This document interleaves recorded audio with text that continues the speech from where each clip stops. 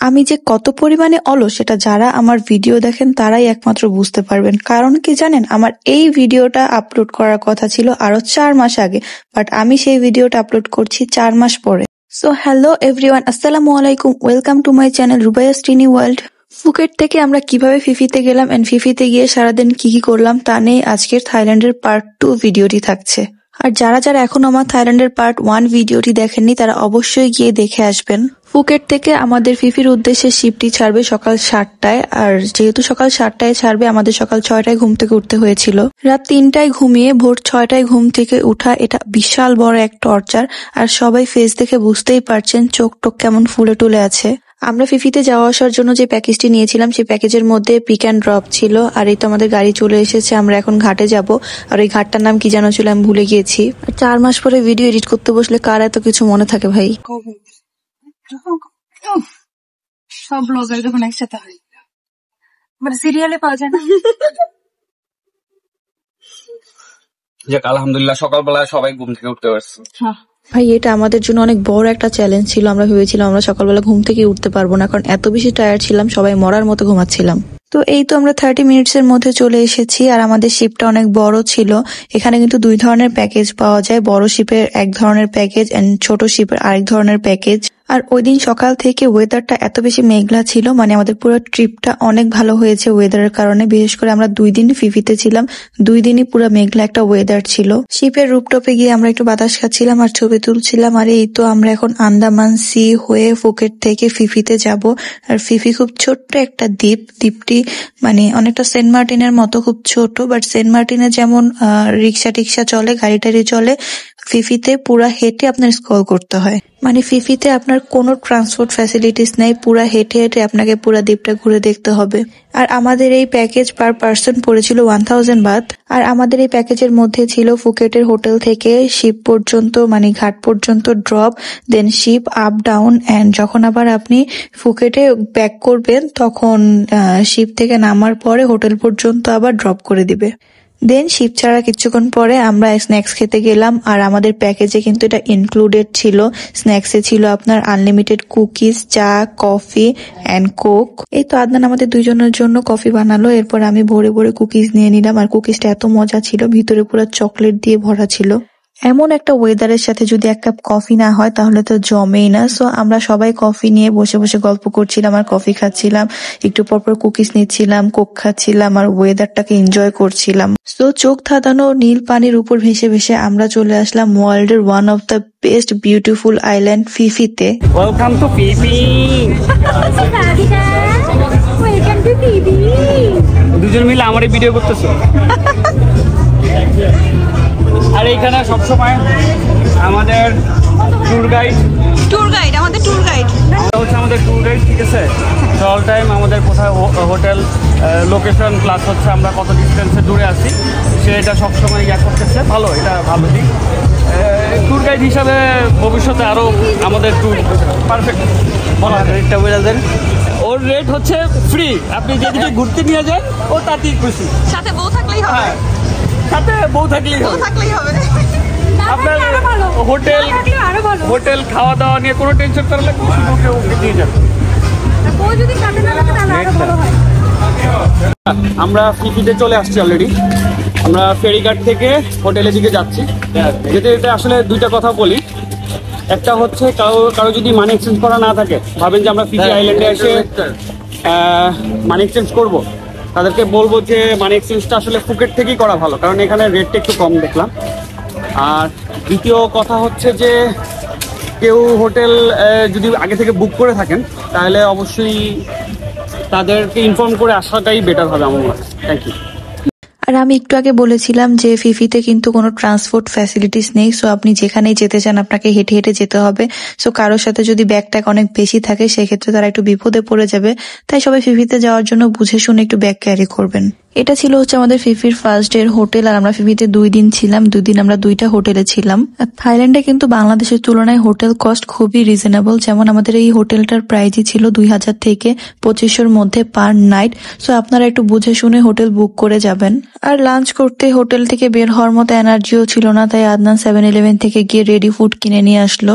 ভাই আমি পার্সোনালি সবাইকে সাজেস্ট করব যারা ফুকেট যাওয়ার প্ল্যান রাখছেন তারা অবশ্যই ফিফিতে যাবেন, কারণ এত সুন্দর জায়গাটা, মানে ভিডিওতে কতটুকু আসবে আমি ঠিক জানি না, কিন্তু সামনাসামনি না দেখলে আপনারা অনেক বড় একটা জিনিস মিস করবেন। তারপর সন্ধ্যার পর আমরা একটু ফিফিটা ঘুরে ঘুরে দেখছিলাম, আর পুরাটা যেহেতু একটা ছোট দ্বীপ আর পুরাটা আপনি হেঁটে এক্সপ্লোর করতে পারবেন, আর কোনো গাড়ি টাড়ি নেই যেহেতু, সো অনেক শান্তিপূর্ণ ভাবে আপনি আস্তে ধীরে আরাম করে ঘুরে ঘুরে সব দেখতে পারবেন। আর আমাদের পরের দিন সকালবেলার প্ল্যান ছিল হচ্ছে মায়াবেতে যাওয়ার, আর মায়াবেতে যাওয়ার জন্য ওদের এখানে অনেক স্টল থাকে যারা অনেকগুলো প্যাকেজ দেয়, আর এই প্যাকেজগুলো নেওয়ার জন্য আমরা ঘুরে ঘুরে সব দেখছিলাম যে কোথায় একটু কমে পাওয়া যায়। এখানে 2 ধরনের প্যাকেজ ছিল, সকাল 8টা থেকে দুপুর 2টা পর্যন্ত এন্ড সকাল 8টা থেকে দুপুর 12টা পর্যন্ত। দুপুর 2টা পর্যন্ত যে প্যাকেজ সেটার সাথে স্ন্যাক্স প্লাস লাঞ্চ ইনক্লুডেড ছিল, এটার প্রাইসটা বেশি ছিল। আর দুপুর 12টা পর্যন্ত সেটার সাথে শুধুমাত্র স্ন্যাক্স দিবে, সেটার প্রাইসটা একটু কম ছিল। আর আমরা কোন প্যাকেজটি নিয়েছিলাম আর কোথায় কোথায় গিয়েছিলাম তা আপনারা আমার পরের পার্টে দেখতে পারবেন। তারপর আমরা ডিনার করার জন্য চলে গেলাম, আর ফিফিতে যেহেতু 90% মুসলিম থাকে, সো ওইখানে আপনি খাবার দাবার নিয়ে অত বেশি বাছাবাছি করা লাগবে না, বাট একটু দেখে শুনে খেতে হবে। তাও আমরা একটা মুসলিম রেস্টুরেন্টে গিয়ে বসলাম, এখানে লেখাই ছিল আপনার হালাল ফুড, সো কোনো বাছাবাছির কোনো কারণে নেই। এই ফুড কোর্টটা ফিফির একমাত্র ফুড কোর্ট, আশেপাশে অনেক রেস্টুরেন্টও আছে বাট ওইখানে প্রাইসটা একটু বেশি এখানকার তুলনায়। আর এইখানে আপনারা 70-80 বাত থেকে শুরু করে 200 বাতের মধ্যে সব খাবার পেয়ে যাবেন। আর এই তো মাথার উপরে আপনারা যে কাগজগুলো টানানো দেখছেন, এগুলো হচ্ছে ওদের এখানে যত দেশ থেকে যত মানুষ আসে সবাই একটা করে উইশ লিখে এখানে টানায় দিয়ে যায়। আর এই তো আমাদের খাবার চলে এসেছে, আর আমরা ডিফারেন্ট রাইস অর্ডার করেছিলাম। খাবারের টেস্ট অনেক বেশি ভালো ছিল, আমরা যে ধরনের টেস্টের সাথে অভ্যস্ত টেস্টটা ওই রকমই ছিল, যার কারণে আমরা খুব মজা করে ডিনার করেছিলাম। এই তো ডিনার শেষ করে আমরা আমাদের দেশের নামে একটা উইশ লিখছিলাম, এটা আমি আর অয়নাপু দুইজনে মিলে করেছিলাম। কালার পেন পেপার সব ওদের ওইখানেই থাকে, ওরা কাউকে বলে না কিছু করার জন্য, বাট কেউ যদি নিজে থেকে করতে চায় তখন ওরা খুবই খুশি হয়। It must be visible. Yeah. Okay. Okay. Yeah. Okay. Okay. Oh, I love you, Pipi Island.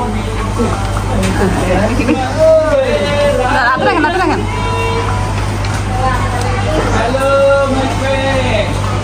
Oh, okay. Okay. Thank you, my friend. তারপর আমরা বিচে চলে গেলাম, আর বিচ সাইডে রাত্রেবেলা অনেক অ্যাক্টিভিটিস হয়, বিশেষ করে ফায়ার নিয়ে অনেক বেশি অ্যাক্টিভিটিস ওরা করে। রাতের বেলায় ওদের বিচ সাইডের ভাইবটাই থাকে অন্যরকম।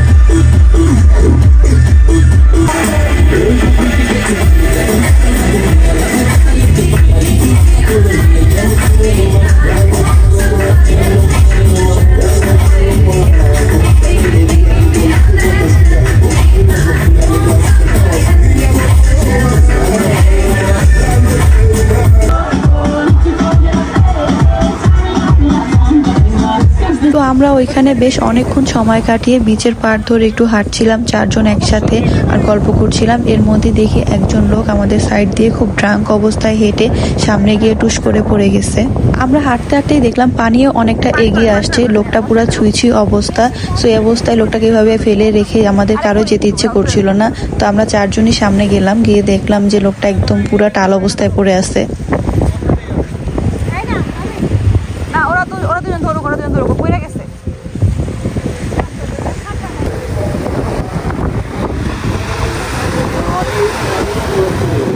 The water is already coming. Stand up and sit there. Just stand there. Yeah.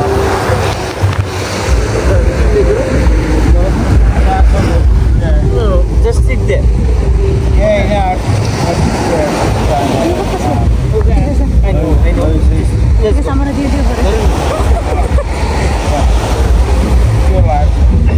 Okay.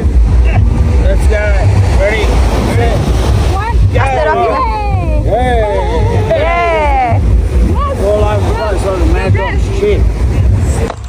Time ভাই রাত কয়টা বাজে? রাত্র 12টা, অলমোস্ট 12টা। আপনারা কি করতে যাচ্ছেন এখন? আমরা মাছ ধরতেছি। রাত কয়টা বাজে? রাত 12টা। রাত বাজে অলমোস্ট 12টা, তারা গেছে এখন মাছ ধরতে।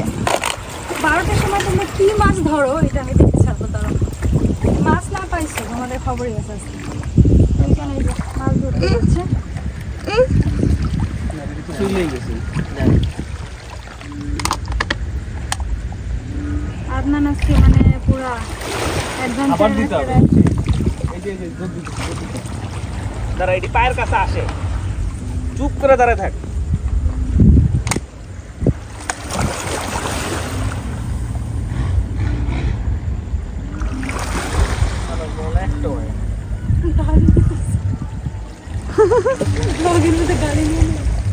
সমুদ্রের এই সাইডটা অনেক শান্ত না, ওই সাইডটা অনেক বেশি ঢেউ আছে। ওর লোকে যাবে। এই যে আমার পায়ের কাছে আসতেছে।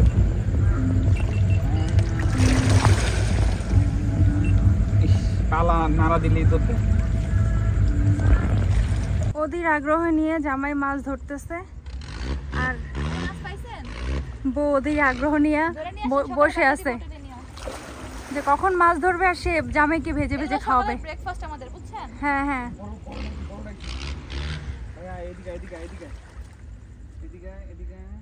এই যে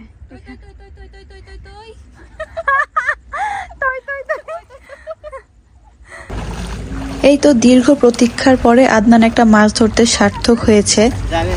দেন দেন, সকালে ফুলকপি দিয়ে রান্না করে দিব, দেন একটু সিম দিব না সাথে। দেখে দেখি, না এটা রাইখা দে, এটা সকালবেলা গিয়ে করবে। এটা থাকবে। Wow success. কি মাছ এটা? ওয়াও জানি না তো, বাট ধরছি সাবধানে, ধৈর্য নিয়ে এইটাই অনেক। এই বিশাল সমুদ্র থেকে আমার জামাই যে ওয়ান টাইম একটা গ্লাস দিয়ে মাছ ধরতে পারছে, এটা বিশাল একটা ব্যাপার। সো আজকের ভিডিওটি এই পর্যন্তই। নেক্সট ভিডিওতে ফিফির সেকেন্ড দিনে আমি কি কি করলাম তা আপনারা দেখতে পারবেন। এই পর্যন্ত সবাই ভালো থাকবেন আর আমার জন্য দোয়া করবেন, আমি যেন খুব তাড়াতাড়ি ভিডিও নিয়ে আসতে পারি। আল্লাহ হাফেজ।